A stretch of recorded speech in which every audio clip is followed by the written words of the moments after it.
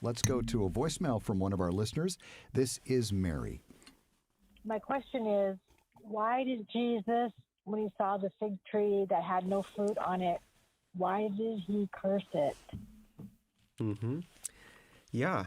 Why did Jesus curse the fig tree? Well, it's sort of this teaching lesson that Jesus gives to his disciples.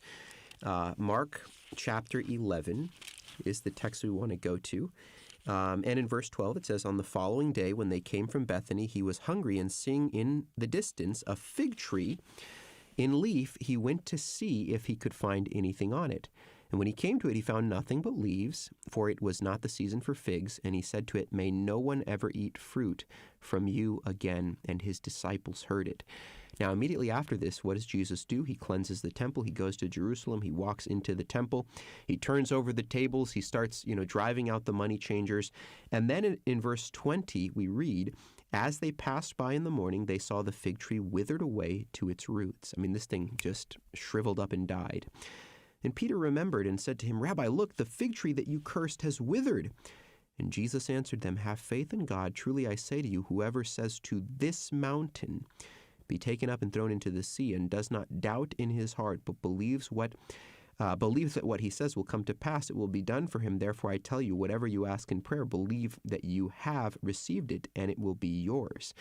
Now, what's interesting there is he's talking about a mountain being thrown into the sea, cursed. Well, that comes right after Jesus's, cleansing of the temple. In one sense, bringing a curse, saying there's a real issue here. This place has become the haunt of demons, not a place where prayer is being offered up faithfully. And so it's a picture of judgment, really, on that religious system there in the first century that rejected the gospel. The cursing of the fig tree becomes a parable of that, if you will, a judgment against unbelieving Israel. Now, of course, those who believe are in Christ. They're welcome. They're grafted into the vine, the tree, as the Apostle Paul says in Romans chapter 11.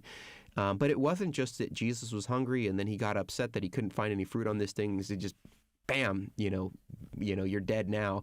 No, there's this bigger picture in the context there related to that judgment that came against Jerusalem there in the first century. And so it's important, I would say, just a good lesson for reading the scriptures in their context and allowing the surrounding context to help us understand the meaning of a particular verse. Thank you, Mary, for your question, and God bless.